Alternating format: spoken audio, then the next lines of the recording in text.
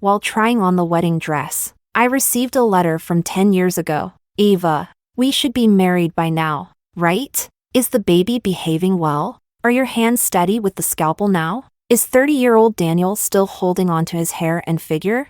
20-year-old Daniel is deeply in love with his Eva. I turned around and glanced at my blind date, who was haggling with the shop assistant, a person I had only met 3 times. Suddenly, a thought crossed my mind. Aren't we all marrying and having children while dying along the way?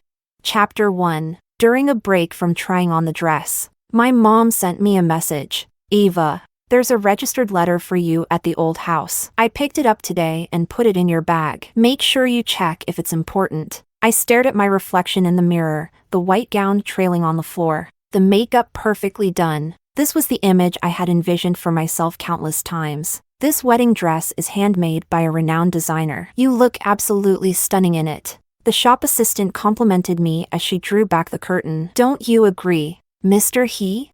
Simon glanced up, simply asking, how much does it cost? When the assistant mentioned the price, he frowned slightly and turned to me for my opinion. I don't think this one is worth it. The previous ones were a better deal. Don't you think, Eva? I snapped out of my thoughts. Either way is fine. After changing out of the dress, Simon was still negotiating with the sales assistant. For some reason, I suddenly recalled a line from an article I had read years ago. Aren't we all marrying and having children while dying along the way? What is it like to marry someone you don't love? Perhaps it's about having no expectations, just going through the motions of completing a predetermined task. I sat to the side, my gaze falling on the yellowed envelope in my bag. Even after 10 years, I could still recognize that hasty yet elegant handwriting at a glance. The writing on the paper was somewhat blurred, and as my fingers traced the slightly worn paper, I could almost feel the salty breeze from 10 years ago. Dear Eva, this is Daniel, your 20-year-old self. Isn't it magical? I'm writing a letter to you in the future. Right now, we're at a time capsule post office in Zankyuan. You're writing with your head down, the sea breeze blowing through your hair. You look so beautiful. I really want to kiss you. 20-year-old Daniel is deeply in love with his Eva. We must be married by now, right? Is our baby behaving well? 30-year-old Eva, are your hands steady with the scalpel? Has 30-year-old Daniel become rich? Do I still have a full head of hair? Have I gained weight? No way. I've always taken care of myself. Even at 40, I'll still be in great shape. I couldn't help but laugh out loud. It felt as if that smug person was standing right in front of me, calling me Eva. He wrote a lot, quickly and carelessly, and finished with a flourish. Eva, no matter how many decades pass, I will never stop loving you. I glanced up at the sky outside the window. It was gray, and the air was so heavy it was hard to breathe. But, dear Daniel, our love ended in the 8th year of our relationship. Now, Eva is sitting in a bridal shop, about to marry someone she has only met 3 times. Chapter 2. After leaving the bridal shop, we went to lunch together, a Western meal costing over $200 per person. We ate in silence, and the food tasted like sawdust. Simon occasionally answered work calls, while I focused on a phone game I had been stuck on at the final level. After quickly paying the bill, he handed me a card. I have something to do at work this afternoon. Go pick out the rings and hardware on your own. I didn't take the card. Instead, I calmly said to him, let's break up. He froze, then grabbed my hand. I really can't leave work this afternoon. Are you mad about the wedding dress? My body stiffened, and I instinctively pulled my hand away. I asked him, do you love me? He seemed to find the question amusing. Well, of course, from the first date until now, we had only met 3 times, but we're both at the age where family pressure is strong, and we're just looking for someone suitable to live with. Talking about love at 30 years old, how ridiculous. He asked me, what are you really thinking? I remained silent. It felt like my heart had died several years ago. I asked him, do you remember the first time you held someone's hand? He paused, and a flicker of emotion passed through his eyes. No, I don't remember. He let go of my hand, his eyelids twitching, but said nothing more. It felt like this was the first time we had held hands. There was no nervousness, no excitement, just an instinctive rejection from my body. In my mind, I saw an image from years ago by the small river behind the school. Someone was holding my hand, saying, "Eva, you'll always have me." Chapter 3. The old house had been idle for years, and the air inside was filled with the musty smell of mildew. Sunlight streamed through the mottled windows, casting light on the dust-covered floor. I sat on the floor, reading that 10-year-old letter once again. As I read, my throat tightened, and my eyes stung. The phone kept ringing. I answered, already expecting the questioning voice on the other end. "Eva, you're about to get married. How did this turn into a breakup?"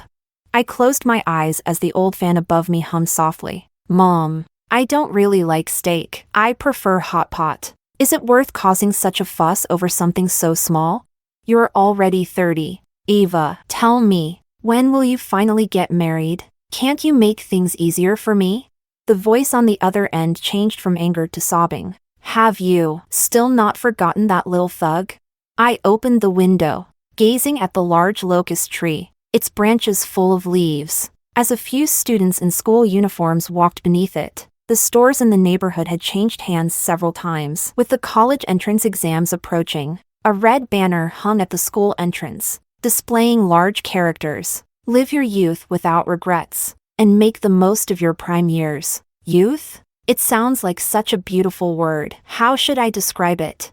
Perhaps it's the summer wind, the back seat of a bicycle, or a chilled orange soda. Near the school, there was an internet cafe, a gathering place for many troubled kids. The second floor of the internet cafe was a game room, a place my dad frequented after fighting with my mom. The owner of the game room was a glamorous middle-aged woman, always made up and wearing beautiful clothes. Once, I went to the game room to ask my dad for school fees. Passing by the front desk of the internet cafe, I saw a guy with silver-dyed hair playing games. He was the owner of the cafe, with a tattooed arm, known as a local thug leader. It was said he collected protection fees, and many people feared him. So, when my tutoring teacher once again placed his hand on my leg, I ran to the internet cafe to find him. "Daniel, can you pick me up after tutoring tomorrow?" He looked at me, puzzled, and sized me up. "What time?" 7 o'clock. "Could you wear something less intimidating?" I advised him. His tattooed arms and muscles looked quite scary when exposed. I took out 50 yuan and handed it to him, asking, Is this enough?"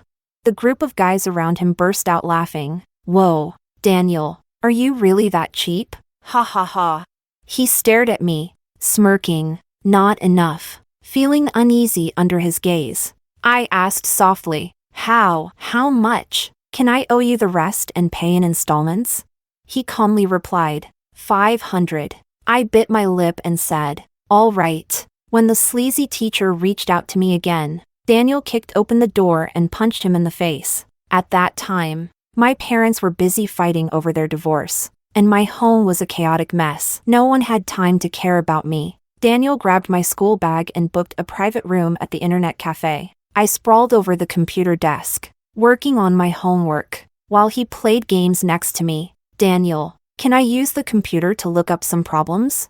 He stood up and said, "Sure." The computer made a few urgent beeping sounds. "Bro, don't AFK. There's no love in esports. Bro." I asked him, "Daniel, what does AFK mean?" He replied, "It means the character can attack automatically after logging in." Oh, that's good. Chapter 4. Later, rumors began to spread that Daniel and I were in a relationship, frequently messing around in the private rooms of the internet cafe. When I was in school, I was given all sorts of nicknames because of my large chest.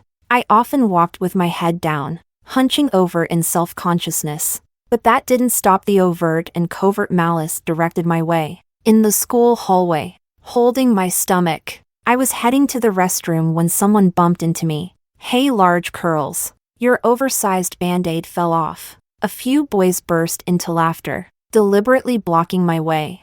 "How do you use this thing? Teach us, will you?" I stood there, enduring the sneering gazes and mocking laughter, until a tall figure bent down, picked up the item, tore open the package, and slapped it directly onto the mouth of the ringleader. "That's how you use it, got it?"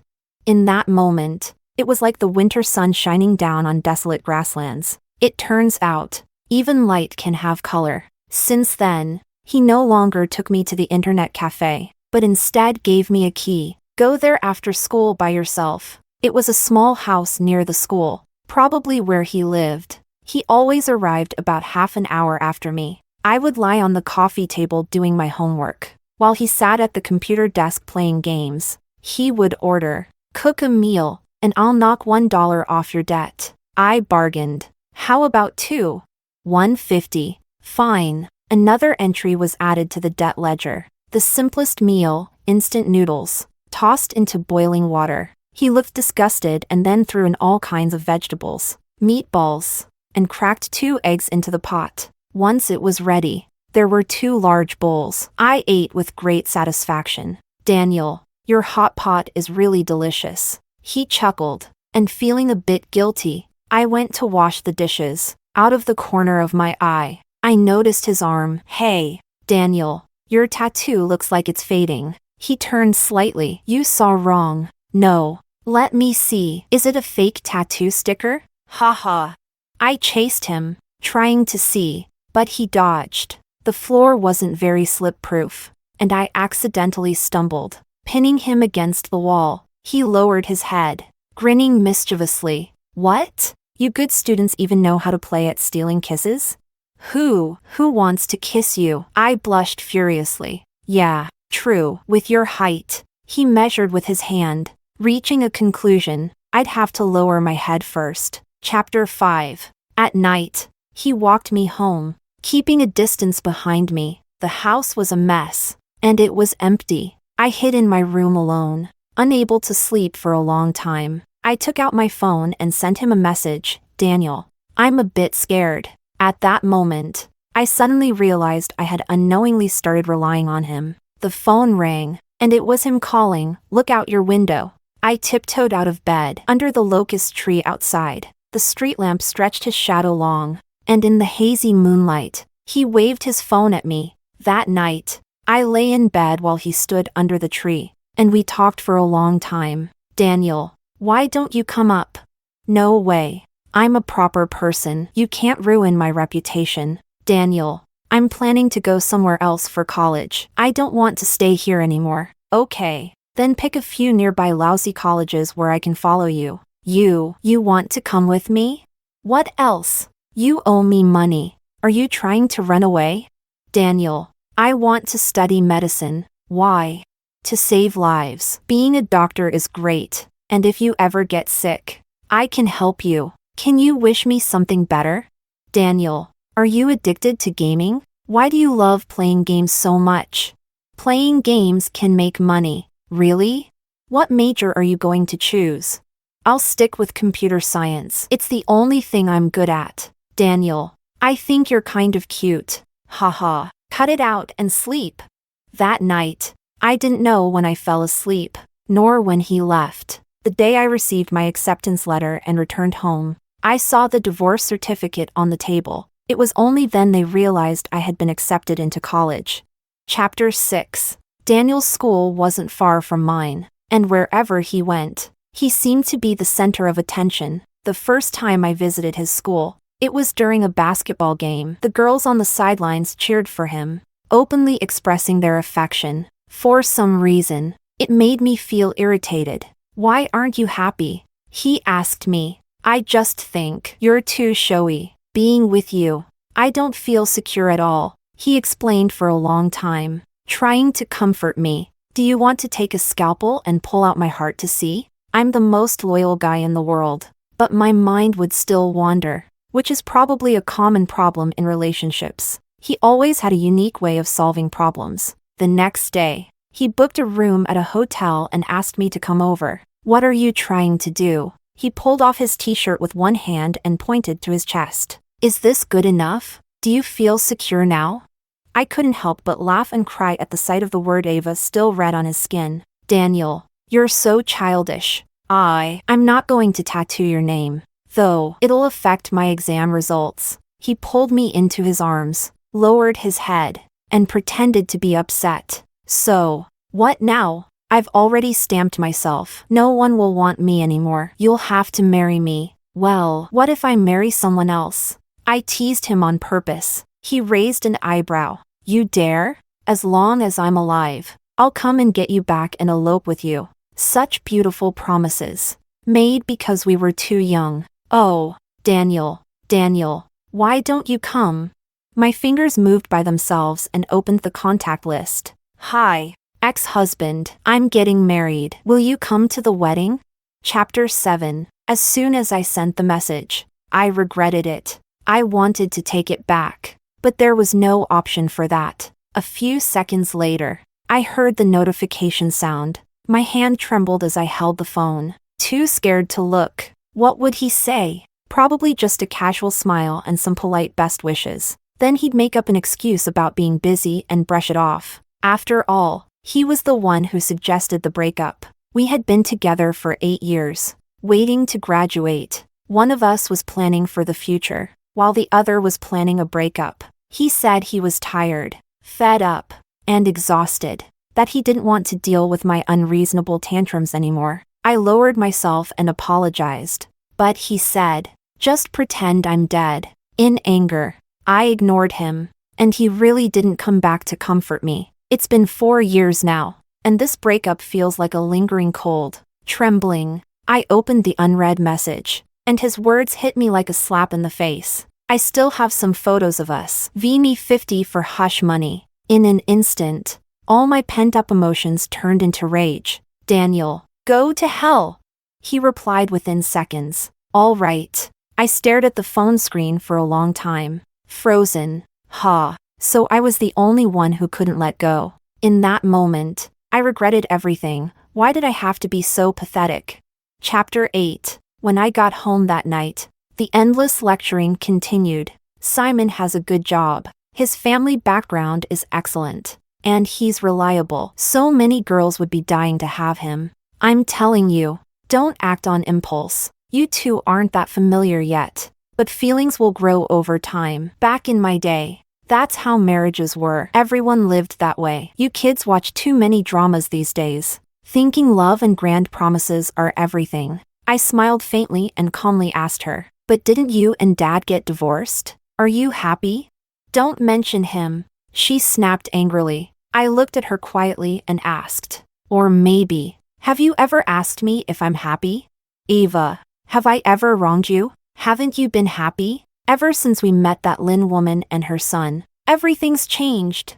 She pointed at me, her voice trembling with anger. You and your father, both of you lost your minds. And in the end, what happened? Didn't you both end up being played for fools? Daniel's mother, as it turns out, was the owner of that mahjong parlor. I only found out right before our college entrance exams. She came home unexpectedly one day and found us cooking instant noodles. Daniel, why did you bring a young girl home? She then sternly warned Daniel. I'm telling you, minors shouldn't sleep together. If you do anything stupid, I'll break your legs. Daniel was speechless. Mom, stop talking nonsense. His mom took my hand, looked me up and down, and couldn't stop smiling. Oh wow, what a good girl. Thank goodness my son didn't bring home some drama queen. She glanced at the instant noodles and scolded Daniel. Are you serious? You're a grown man, and you're feeding this poor girl instant noodles?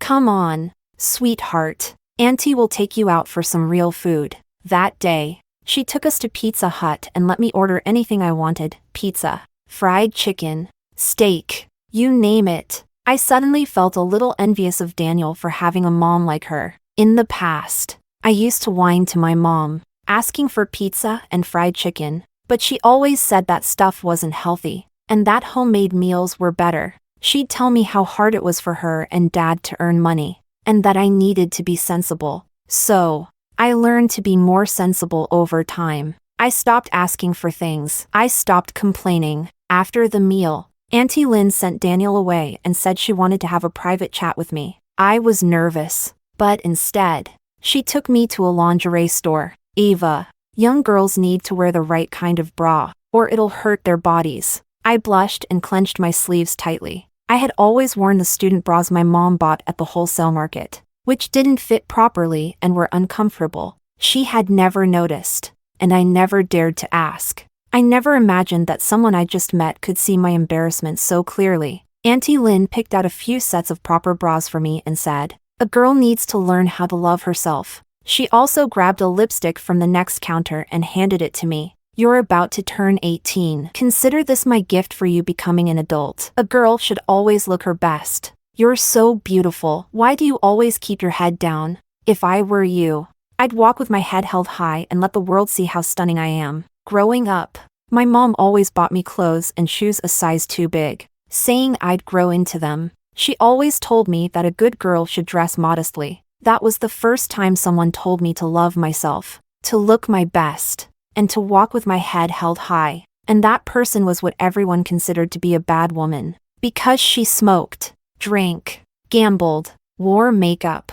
and dressed beautifully. But she lived freer and more beautifully than anyone else. Chapter 9. That little thug everyone talked about. The one who skipped classes, got into fights, and hung out at internet cafes. In their eyes, people like him were the ultimate bad example, destined for jail sooner or later. Being with someone like that meant giving up on oneself. But that little thug dyed his hair black after getting into college and attended classes on time every day. He said, "In some environments, fists speak, but in others, skills do the talking." He studied computer science, a field he was naturally good at, and still played games on the side to make some money, so as not to disturb his roommates. He rented a small house off campus. Medical studies are long and tedious, so to improve my skills, I often bought a whole chicken from the market to practice dissection and suturing. Daniel, meanwhile, sat to the side,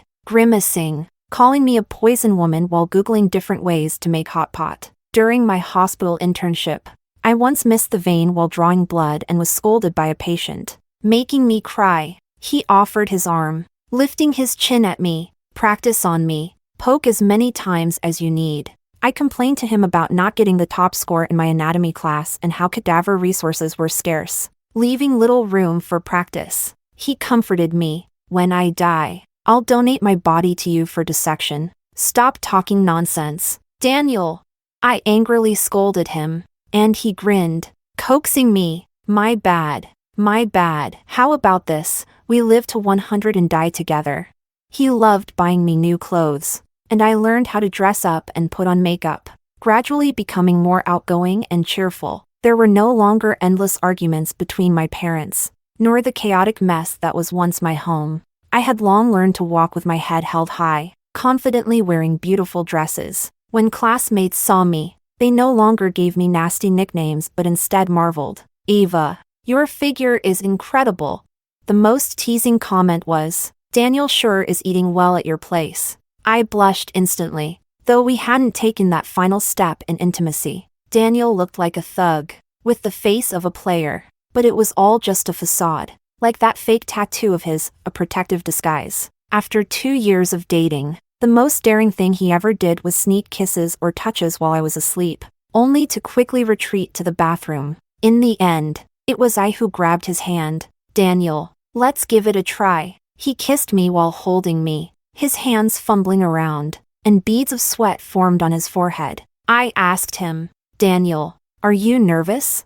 He coughed slightly. "Nervous? My ass." Stifling my laughter, I reminded him, "But you seem to have put it on backwards. For our first time, 2 rookies with 0 experience." He was like an overexcited, reckless puppy, and I winced through the pain, complaining, "Daniel, you're really bad at this." Because of that one remark, someone brooded half the night. A man who had always been determined to succeed suddenly transformed into a study freak, more diligent than he had ever been during his college entrance exams. Later, I deeply regretted my words, suffering terribly for them. "Daniel, you're getting more perverted the more you learn." We experienced many firsts together, our first time holding hands, our first kiss, our first time making love, and for the first time, I understood what it felt like to be loved and cared for. Every weekend, we'd nestle together in that small house, wearing matching pajamas, watching shows, and cooking meals. I loved flowers, so he would order a bouquet every week and place it on the dining table. He liked orange roses, saying they looked like the color of the sunset and were beautiful. After my parents divorced, my dad started a new family, and my mom, devastated, left our old home. I felt like a child no one wanted, always taken in by Daniel. I had never seen the ocean, so he secretly booked plane tickets for a spontaneous trip on Shaman's seaside road, surrounded by beaches and sea breeze. He looked back at me while riding a bike and asked if it was beautiful. He said that in the future, we would see snow together, go to concerts, travel to every corner of the country, and do whatever I wanted. I sat on the back seat, holding on to his waist, and suddenly felt my eyes well up with tears. The wind that day, it felt like the most heart-stirring breeze I had ever felt. Chapter 10. In the second semester of my third year, there was an international medical training program, a rare opportunity, and many classmates signed up. I didn't because the cost was too high. During school, my mom gave me 3,000 yuan per semester for living expenses. I had good grades, and with scholarships, I could cover my daily expenses. But for the overseas course, the total cost would be at least 40,000 to 50,000 yuan. When Daniel found out, he gave me a card. There's more than 20,000 yuan on this. I'll participate in a competition next month, and with the prize money, we'll have enough. Daniel, I can't take your money. I hesitated, unwilling to accept it. He often bought me things, and I always felt I should repay him somehow. But such a large amount of money, I could never repay it. You're my wife. What's mine is yours, right? He said, as if it were the most natural thing. No, we're not married. It wouldn't be fair to you. Then consider it practice for the future. Your husband here will earn more money for you to manage, he said, stuffing the card into my hand without giving me a chance to refuse. He added, next month, I'll need to stay at school for the competition. Take care of yourself. That month, we barely saw each other. Occasionally, we'd meet up for a movie, but he'd fall asleep during it. A month later, he handed me 30,000 yuan, saying it was prize money from the competition. I didn't see the trophy or certificate. He said he left them at school. I didn't think much of it. A few days later, someone sent him a WeChat message. Hey man, the funeral home needs more staff again. Are you still working? Night shifts are still 1,000 yuan a day. It was then I learned that for the past month, he had been attending classes during the day and working nights at the funeral home, moving bodies, to earn the 30,000 yuan. Seeing those words, my tears instantly became uncontrollable, and I covered my face, sobbing uncontrollably. Seeing me cry, he seemed flustered and hurried to explain. Why are you crying? I always showered when I came back. I was clean, and the job was easy. Clients don't complain, and only a few come in each night. It's just that many people are too scared to do it. I'm not like them. My wife is studying medicine, and we're strong materialists. I don't believe in ghosts. The more he explained, the harder I cried. Daniel, I'm not worth this. At that moment, I was overwhelmed with guilt. He treated me so well that I didn't know how to repay him. If you're not worth it, then who is? He held me tightly and told me, whatever others have, my wife must have too. I don't have much now, but in the future, I'll make more money, and whatever you want, you'll have. Daniel, I don't want you to have a lot of money. Men with money always turn bad. I thought about our future, me as a doctor, him as a programmer. We'd save up to buy a small house, have a kid before we turn 30, and raise the child while paying off the mortgage. Our days would be simple but full of warmth and happiness. That would be more than enough. Chapter 11. After Daniel graduated from college, he didn't look for a job. Instead, he and a few friends started a game studio. He had a natural talent for games and programming. My undergraduate program lasted 5 years, and in the final year, we planned to meet each other's parents. But that meeting was unexpectedly awkward, especially when my mom saw Daniel's mother. She pointed at her and shouted, "You seduced someone else's husband, and now your son is seducing someone else's daughter." It was that day that I learned my dad had divorced my mom because of Aunt Lynn. My mom said that when my dad met Aunt Lynn for the first time, He became infatuated and started visiting the mahjong parlor every day. He asked for a divorce, claiming that there was no love left between them. She said my dad, who was once an honest and straightforward man, had been led astray by that vixen. Aunt Lynn, with her fiery temper, was enraged by my mom's insults. Don't you know what kind of man your husband is? Even if I were blind, I wouldn't go for him. Aunt Lynn was famous for being a mahjong beauty, and many men in the parlor, some of them quite well off, would fawn over her. My dad, a middle-aged man earning just 4,000 yuan a month, balding and overweight, didn't stand a chance against her other suitors. During school, I occasionally heard Daniel mention an uncle who had waited for his mother for many years. So, I didn't really believe that Daniel's mom would seduce my dad or meddle in our family. Later,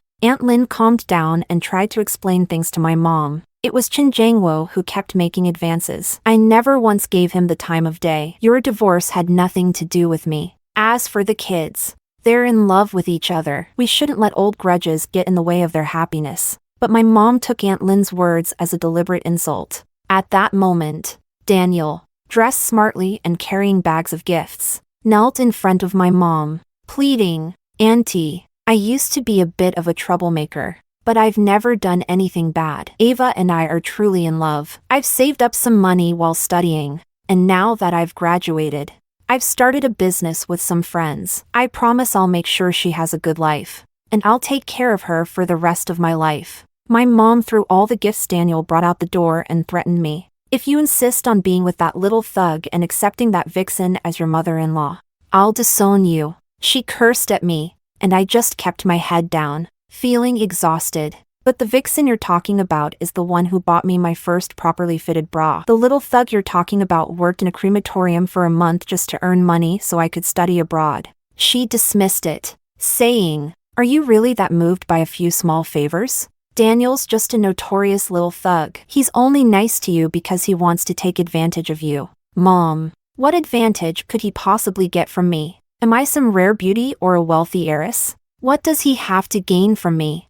I questioned her and explained further. We've always had an equal relationship. There's no question of anyone taking advantage. Equal relationship? Did I ever give you permission to date Ava? Even if you're looking for a partner, you should find someone with good prospects. I married your dad, a man without any ability, and I lived in poverty my entire life.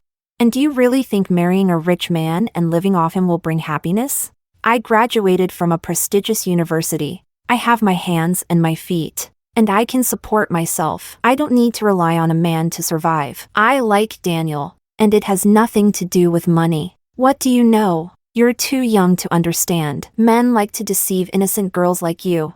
Mom, the only thing I know is that one must have a conscience. We had been together for over 4 years, and Daniel had always given his all for me. He was the one constantly giving, and I had passively enjoyed it. I felt moved and guilty, and the only thing I could do was remain steadfast in my love for him. I thought to myself, such a wonderful person like Daniel, I couldn't let him down. You're just like your father, completely out of your mind. How did my once sweet and obedient daughter turn into this? If you don't break up with him immediately and stop seeing him, then don't call me your mother anymore. Mom, I'm 23 years old now. I've developed my own beliefs and values. I respect you, and I'm grateful that you gave birth to me and raised me. But I won't live the life you think is best for me just by being obedient and well-behaved. She cried and yelled, calling me shameless, ungrateful, and an unfilial daughter. If they hadn't enforced the one-child policy, I wouldn't have ended up with such an ungrateful daughter like you. Are you saying you blame me for not being able to have a son? And what if I do? I've worked so hard to raise a worthless daughter who, in the end, is willing to abandon her own mother for a man. I listened to her angry, tearful accusations and thought back to the past 18 years. She always cursed my dad, calling him a coward, saying he wasn't as capable as other men who could make a lot of money. In the end, that coward gave up everything and insisted on the divorce, while my mom panicked. My dad once told me, "Ava, I'm sorry. I've been selfish. Life is short, and I just want to live the rest of my days in peace." I had lived for 18 years in self-doubt and fear, like a boring, drawn-out black-and-white movie. But when Daniel came into my life, everything seemed to come alive again. Over these past few years, I've broken down and rebuilt myself, and I've started to live life all over again. Chapter 12. When I stepped out of the house, Daniel was still waiting for me outside. He stood there, looking like he wanted to say something but couldn't quite get the words out. That was the first time I ever saw a nervous expression on his face. I smiled at him and stretched out my hand. "Daniel, why aren't you coming over to hold my hand?" He rushed over, grabbed my hand, and pulled me tightly into his embrace. "Daniel, I'm feeling a bit down. Can you comfort me?" "Baby, I'll work hard to gain your mom's approval so she can feel at ease about letting her daughter be with me." My mom, she's not like that. I know. That day, as we walked hand in hand, he told me about his childhood. When I was 8, my dad died in a mining accident. My mom raised me alone, and we lived a hard life. During the worst times, she would go to the market every day to pick up leftover vegetable leaves. When I was little, other kids would bully me for not having a dad and call me a bastard. They'd beat me up at school. When my mom found out, she stormed into the school and slapped those kids. When their parents showed up, she'd pull their hair and curse them out. There's always drama at a widow's door. My mom was beautiful, so people would talk behind her back. The more they gossiped, the more she dressed up to look good. She was afraid I'd get bullied, so she sent me to a martial arts school. If anyone picked on me, I'd beat up the leader as hard as I could. Eva, nobody is born wanting to be a thug. I hugged his slim waist, listening to his strong heartbeat, and said to him, "Daniel, let's have a child before we're 30. Let's give them a happy home, filled with love, security, and confidence. Let's raise them to be brave, without controlling their life with family obligations. Let's raise our younger selves all over again." He sniffled and responded with a tight, emotional Chapter 13. After I graduated from undergrad, I was directly admitted to graduate school. Because of my relationship with Daniel, my mom stopped giving me any living expenses. But fortunately, I had a small stipend from grad school, and working on projects gave me some extra income. Daniel, meanwhile, had rented an office with a few friends to focus full-time on game development. In the early stages of their startup, they often pulled all-nighters writing code, securing investments, and running the business. Fortunately,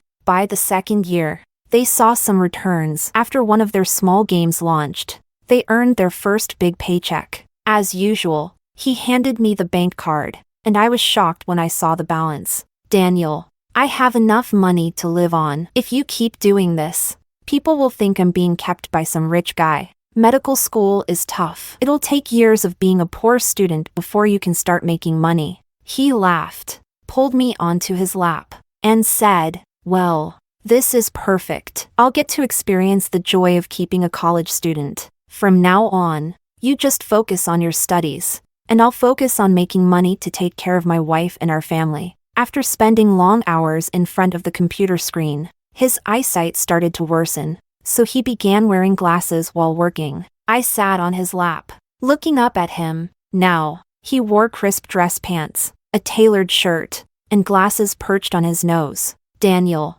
you kind of look like a refined scoundrel now. I remember the first time I met you. You were wearing trendy street clothes, had tattoos all over your arm, and your hair was dyed silver. You looked terrifying, but kind of cool. Do you like the old me or the current me?" he asked.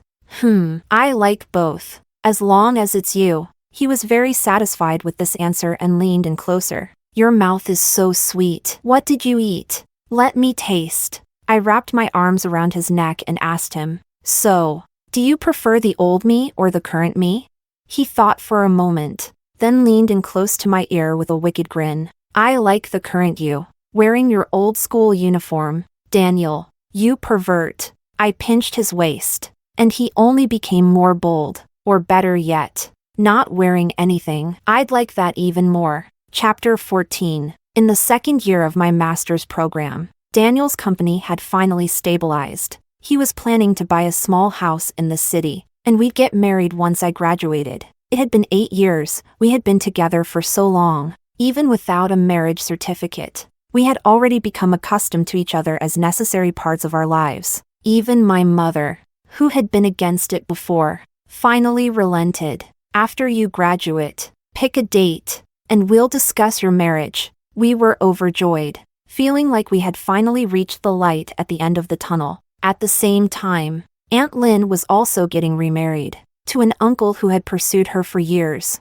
a well-known businessman in the city. Everything seemed to be getting better and better, but on the day we were supposed to meet, Daniel didn't show up.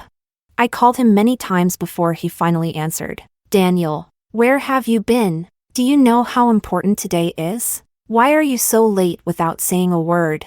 I was anxious and a little angry as I questioned him. We've been holding on for so long for this day. Can you not mess it up? His voice, on the other end, sounded cold. Eva, I don't want to get married anymore. What do you mean, Daniel? I asked. My mother doesn't agree with our marriage. Eva, I'm really tired. I have to work hard to make money, keep you happy, please your mom, and convince my mom. I'm just tired, annoyed, and fed up. Daniel, you bastard. It's been 8 years, and now, when we're about to get married, you say you're fed up. I cried and cursed at him, demanding answers. We haven't seen the snow together yet. We haven't even gotten concert tickets. Were all those things you told me lies? He was silent for a long time before saying, Eva, I guess I don't love you that much anymore. Let's not waste each other's time. Daniel's mother asked me, Eva, wasn't it your mother who only agreed to this marriage because Daniel's company started making money? Now I have a better match for Daniel. His stepfather can provide him with more resources and opportunities. What kind of wealthy heiress wouldn't want to marry him? Why should he marry into a family like yours, who only loves money? To be honest, your mother didn't think Daniel was good enough before, and now I don't think you're good enough either. Stop clinging to Daniel. He has a better future now. His stepfather has given him a new project abroad, and he's not going to stay here to marry you. I called Daniel to confront him, and he didn't deny it. Eva, I've been poor my whole life. I can't pass up this opportunity. Don't wait for me. Just pretend I'm dead. I went looking for him, but his friends told me he had sold his shares in the company and gone abroad. Chapter 15. After graduating, I pursued a PhD. Over the years, I threw myself into my studies. Heartbreak felt like an incurable illness. Sometimes I healed. Sometimes I broke down. In the 4 years that followed, I didn't hear anything about Daniel, nor did I receive any calls from him. He completely disappeared from my life. By the time I turned 30, most people around me had married and had children. My mother wasn't doing well either. She often sighed deeply. Eva, it's not that I didn't give him a chance. It's that he didn't cherish it. You two just weren't meant to be. It's been 4 years. He's probably married with children by now. You should let go. You're 30 already. Can't you find someone and settle down so I can stop worrying? I opened my mouth, but the words got stuck in my throat. And in the end, I only said, okay, yeah, it's been 4 years. He's probably married with kids by now. Sending him a message like that, it's so foolish. I turned off my phone and prepared for the next day's class. Chapter 16. For the first anatomy class of the semester, we were fortunate to have a new body donated for medical research. It was the students' first time facing a real cadaver. Some were nervous, others excited, some fearful. Being nervous or scared in your first anatomy class is completely normal. I said, Professor, weren't you scared the first time you saw a body? One of the students asked, curious. I'm a firm materialist, I replied with a smile, then explained to the students. Without anatomy, there would be no medicine. It takes great courage and a spirit of selflessness for someone to donate their body for medical teaching. These bodies are the first patients for medical students. And they are also our teachers. We call them silent teachers, and they are held in the highest respect in the medical field. Every medical student holds deep respect for these silent teachers. Before the lesson began, we held a moment of silence and offered flowers for the anonymous donor. They have no names, only numbers. I glanced at the records. Today's subject is body number 52, a young male. I reached out and uncovered the cloth on the body to protect privacy. The face was covered. He had been tall in life, very thin. As I picked up the scalpel, my eyes accidentally fell on his chest, and my mind suddenly went blank, as if all the strength had been drained from my body. My body began to tremble uncontrollably. My lips quivered, slightly parted, but no sound came out. "Professor, are you okay?" "This body has the professor's name tattooed on its chest," a student exclaimed. In that instant, my mind felt scattered, and it was as if I could hear a voice from years ago. "Is this good enough? Do you feel secure now?" "I've already stamped myself. No one will want me anymore. You'll have to marry me." "Well, what if I marry someone else?" "You dare? As long as I'm alive, I'll come and get you back. And we'll elope." Yes. He said it. He wouldn't let me marry anyone else as long as he had a breath left in him. He didn't lie to me. Now, he lay there quietly. His body was cold, no longer the strong build he once had. Thin to the bone, but he was Daniel. Even though his face was covered, I knew it was him, because no other fool would have Ava's name tattooed on his chest. Chapter 17. I stumbled to my feet and rushed to the school's administrative office. "Professor 52. I want to know how he died." The staff member replied. "Miss Chin, you should understand that the personal information of body donors is confidential. We don't even know. He was my boyfriend." Shocked. "He told me, after the body donors make their final contribution, the university will cremate them and return the remains to the family. You might want to try reaching out to his family." Yes. His family. The text messages I had sent to Daniel a few days ago, someone else had been replying for him. I dialed his number with trembling hands, and the call was picked up quickly. "What is it?" My heart skipped a beat. How could it be Daniel's voice?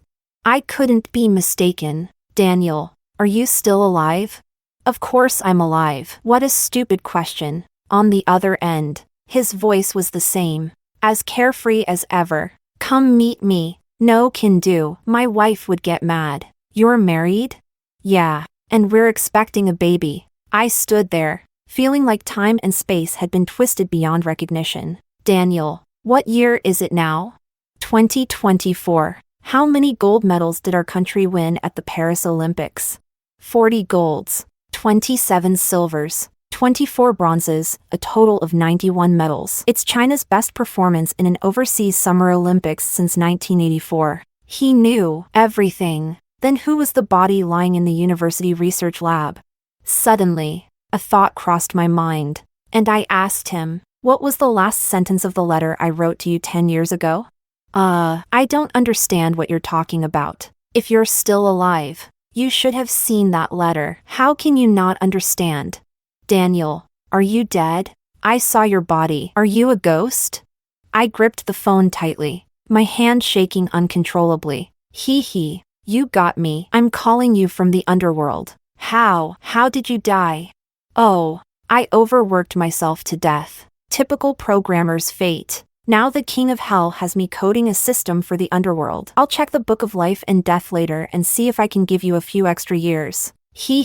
His voice on the other end was casual and light, but I couldn't hold it in any longer. I broke down and cursed him through my tears. "Daniel, you liar." Chapter 18. Through some old classmates, I got in touch with Daniel's former business partners. He said he wanted to develop his career abroad, sold all his shares, and left. We were all puzzled. We knew him for years, and he wasn't someone who would be swayed by money. "You two had such a great relationship. We even had our red envelopes ready for your wedding." Yeah, it wasn't like him at all. He's been gone for years, and none of us have heard from him. "Can you get in touch with Daniel's mother?" I asked them. "We haven't been able to reach Aunt Lynn, but there's someone who might know how to contact her. We'll pull some strings and see if we can arrange a meeting." The person they were referring to was Aunt Lynn's second husband. It was my first time meeting the man who had waited many years for her. Although he was middle-aged, he was still upright and refined, carrying an air of elegance. He told me that Aunt Lynn wasn't doing well. When I saw her again after 4 years, her once meticulously made-up face was gone, her hair disheveled, her complexion pale and haggard. She sat quietly, staring blankly into the distance. "Aunt Lynn," I called out softly, She raised her head in a daze, stunned when she saw me. After a moment, she regained her composure and said impatiently, "I told you 4 years ago that I didn't approve of you and Daniel. He's married now. So why are you here?" Her voice was hoarse, and her entire being exuded exhaustion and helplessness. "Aunt Lynn, Daniel is dead. I know now. His body was donated to our university. I saw him." She stood there for a few seconds, her lips trembling, before suddenly standing up and hugging me, bursting into tears. "Eva, Daniel is gone. He's gone. Before you two were supposed to get married. He was diagnosed with leukemia. He didn't want you to know. Didn't want to hold you back. He didn't want you to see him with all his hair gone. Nothing but skin and bones. He wanted to live so badly. He fought against the illness for 4 years. I've been eating vegetarian meals and praying to Buddha for 4 years, begging countless times to let me take my child's place, to let me suffer for him, but my child still left. 4 years. Leukemia." Those words cut into my heart like a dull knife. She staggered to her feet, her steps unsteady as she walked into the room and brought out a photo album. "These photos," he said, "were to be placed in his urn." My hands trembled as I opened it. Inside were pictures of us, from when I was 18 to 26, every moment of our relationship over the 8 years. The last few photos were of me from behind, a profile of me reading in the library, my back as I walked along the school road, a smiling face as I received an award. So all these years, he had been watching me from a distance, where I couldn't see him. And this. Aunt Lynn handed me a small box. Dust had settled on it, and inside was a diamond ring. Time had tarnished it, making it dull. He bought it 4 years ago, planning to propose. He said to put the ring on his ashes, and in his next life, he'd make sure to give it to you. I stared at the now dim ring, and everything around me seemed to blur. It was as if all the strength had drained from my body. I collapsed to the floor, unable to breathe, my chest tight with grief. It turns out that when your heart is in unbearable pain, you can't even cry. "Daniel, you bastard." 4 years. He had been in so much pain for 4 years. And what was I doing? Why didn't I stay by his side, cling to him no matter what? He had been tormented by that illness for 4 years, all alone. Daniel, are you trying to make me feel guilty for the rest of my life? He's had a hard life from the beginning, following me and being called a bastard, bullied by others. I raised him alone, never remarrying, because I wanted him to know that I was his and his alone, that no one could take me away from him. But on his deathbed, he said he wished both his mom and his girlfriend could marry good people and find happiness. Eva, don't blame me for keeping it a secret from you all these years. He knew that if you found out, you wouldn't be able to accept it. He'd rather you hate him than have you hold on to him. The messages were automatically sent. He wrote the program after he got sick and worked on it for 4 years. I don't know what's in it, but he said there were many things he wanted to say. He said he was afraid you'd forget him, but he was also afraid you wouldn't be able to forget.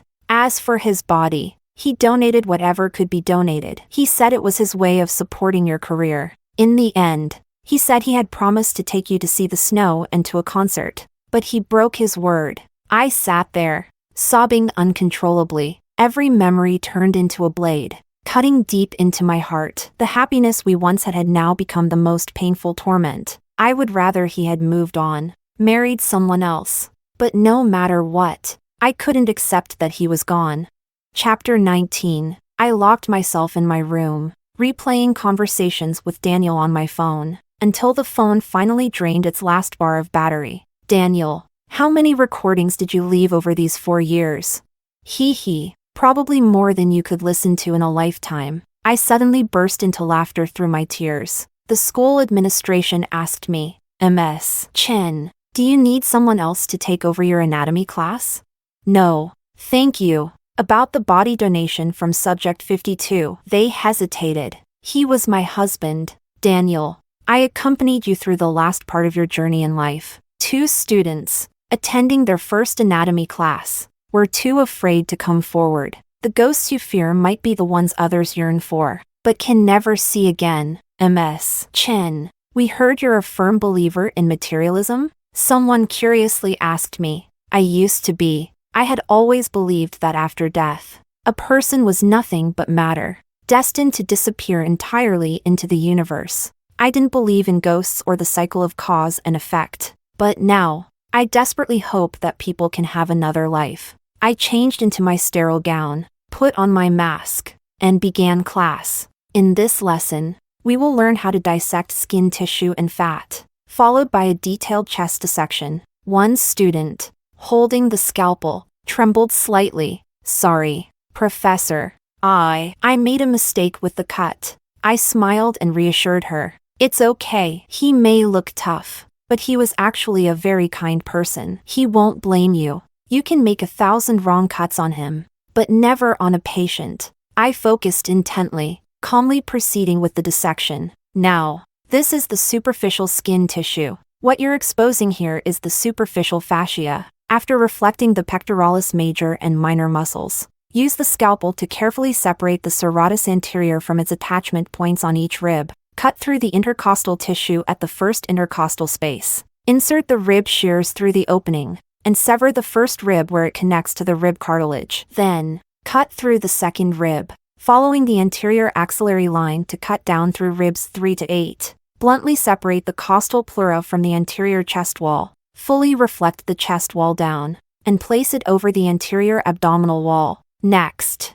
we move on to the heart. I closed my eyes briefly, and in my mind, I heard his playful teasing. I'm the most loyal man in the world. Come on, if you don't believe me, use a scalpel and see for yourself. Cut out my heart. Daniel, I've seen your heart. Chapter 20. Daniel's body completed its final act of service. After the cremation, I put on the most beautiful wedding dress I could find and placed the ring on my own finger. I took the matching men's ring and placed it in the urn. Daniel, wear your ring properly. Remember, you're a married man now. No checking out other lady ghosts down there. That letter I wrote to you 10 years ago, you never got the chance to read it. So I'll read it to you now. Dear Daniel, I'm writing this letter imagining you reading it at 30 years old. I don't know what the 30-year-old Daniel is like. Are you mature and steady? Successful in your career? By now, I imagine we've built a family, created a cozy home, and maybe we even have a cute child. I wonder if our child is a boy or a girl. Do they look like you or me? Will we still argue sometimes? I wonder if the 30-year-old you has had a change of heart, or if you'll still be patient enough to humor me. Daniel, I don't think I've ever actually confessed this to you. Thank you for coming into my life. The 20-year-old Ava truly loved you. No matter how many decades pass, you will always be the brightest light in my life. I planted an ancient locust tree beside you. You said you liked the scent of its flowers, carried on the breeze in the summer, wearing delicate makeup and a flowing white dress. I smiled as I spoke to him, one sentence at a time. Ava, if you're feeling sad, you should cry. Aunt Lynn urged me. I smiled and shook my head. Auntie, I'm not sad. I'm very happy. Over these years, it felt like I'd been trapped in an airless, desolate wasteland, filled with endless darkness and barrenness. Then that light appeared, and love took on a tangible form in an instant. Neither of us accumulated enough luck for a lifetime together, but the past 8 years are more than enough to keep me reminiscing for the rest of my life. Chapter 21. After finishing everything, I returned to my routine: work, study, sleep, eat. When I had free time, I played that little game, the one that I could never seem to beat. Stuck on the final level. Every night before bed, I'd habitually chat with Daniel. Hi, Daniel. I'm here. What's the weather like tomorrow? Tomorrow's temperature will range from 15 to 28 degrees, with a light breeze and cloudy skies. The temperature will drop in the morning and evening, so remember to bring a jacket. Daniel, what are you busy with these days? Lots of ghosts coming in lately. The system's buggy. I'm trying to fix it. Make sure to take care of yourself. Don't stay up too late. And stop smoking. Got it. I'll strictly follow your orders. Daniel, say something romantic. Ava, I miss you, even in the underworld. Do you know the answer to everything? Of course. Daniel, do you know how to pass the last level of the game? There's a little boy holding a rose in the corner. Go find him. I followed his instructions, and in an inconspicuous corner of the game, I found a small boy with silver hair on the left side of his chest. In tiny letters, it said Ava. I approached him and took the rose from his hand. Fireworks lit up the sky, and the game screen suddenly turned into a sea of roses. Then, the words "Marry Me" appeared on the screen. Clutching my phone, the emotions I had been holding back for so long finally overwhelmed me. I curled up on my bed, sobbing uncontrollably. "Daniel, I'm really hurting. Can you comfort me?" His voice softened on the other end of the call. "Ava, I haven't disappeared. I'm just staying by your side in a different form. I'm the breeze you feel on your way home from work, the sunlight you see when you open your window in the morning, the stars you gaze at in the night sky. Ava, you have to live a full 100 years before you come see me again." Chapter 22. Later, I went to Mo by myself to see the snow. The biting winter wind felt like a grand white feast. The aurora in the night sky looked like a rainbow that had accidentally entered the midnight sky. There was a song that was very popular there. I listened to it on repeat, unable to sleep. "If you have time, will you come to see me? To see how the snow ages, how my eyes melt. If you see me, please turn away before you're surprised. I'm afraid my tears, my gray hair, would be a shameful joke." I took the train alone to the neighboring city to attend Jay Chou's concert. I sang along with the crowd. "Once upon a time, someone loved you for a long time, but the wind and rain slowly blew the distance too far." As I sang, I cried. 10 years after you left, I still talk to the Daniel in my phone every day. You, who didn't talk much, who wasn't good at comforting people, spent the last 4 years of your life saying all the words for the next few decades. Classmate Daniel, I'm not lonely at all. You're like a dandelion, though you've withered. With the wind, your shadow is everywhere in this world. 20 years after you left, I'm no longer young. I visit you often, and every time, I remind the florist, no chrysanthemums. My love likes roses, a bouquet of orange ones, please. I went to the Potala Palace by myself. As I gazed at the many statues of Buddha, tears suddenly streamed down my face. I lit 3 incense sticks in prayer, not for this life, but for the next. 30 years after you left, my health is not good anymore. The old locust tree by your grave has grown tall and lush. Daniel, do you remember the text we studied in school? There is a loquat tree in the courtyard, planted by my wife in the year of her death. Now it stands tall and broad, like a canopy. Back then, I found classical texts hard to understand. Now, I've become a character in the book, and I finally understand the author's longing. Daniel, my memory is fading. I have white hair now, and wrinkles around my eyes. I'm so old. You probably wouldn't recognize me, would you? I touched the photo on his tombstone. He was forever 20. Smiling with his eyes crinkled. You, of all people, are the only one who will always stay this young. 40 years after you left, I carried flowers and walked, unsteady, to your grave. After a fresh mountain rain, I wiped the water droplets off your tombstone over and over again. Daniel, it looks like I won't make it to 100 years old. What if I can't wait to see you? I asked him, but he didn't answer. The cicadas buzzed in the old locust tree, and a rainbow appeared in the distant sky. The early summer wind blew, and the scent of locust flowers filled the air. Snow-white petals drifted down with the wind. I looked up, lost in thought. The locust flowers fell onto my white hair. Daniel, look, it's snowing. On my hospital bed, I wore an oxygen mask. Listening to my students report the final experimental data, I finally sighed in relief. They asked me, "Professor, do you have any last wishes?" I've saved countless lives in my career, but I regret that I never had the chance to save the one I loved. When I die, donate all my assets to the state, and donate my body to medical research. I hope that, in the future, there will be no more terminal illnesses. After cremation, bury me under that old locust tree. Someone's been waiting for me for a long time. I glanced out the window and slowly closed my eyes. Epilogue. You're awake. Honey, you finally woke up. In a daze, I opened my eyes and saw Daniel, his eyes red and face disheveled. Daniel, you're alive? I trembled as I reached out to touch his face. trying to confirm this wasn't a dream. What year is it?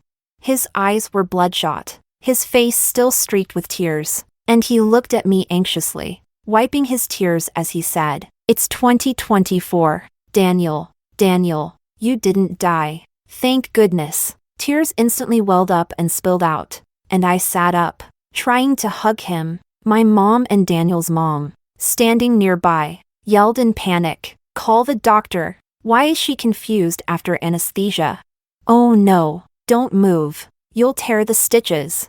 Surgery? I tried to remember. Yes, a C-section. You couldn't tolerate the local anesthesia, so they switched to general anesthesia. You've been asleep for a long time. We were so worried. Thank goodness you finally woke up. My mom wiped her tears. Daniel. I glanced at him again, uncertain, but he stood there, alive and well. Still talking about Daniel? You just had a baby. And he cried so loudly in the hospital that everyone heard. My mom scolded him, and Daniel scratched his head, looking a little embarrassed. A baby? I had a baby?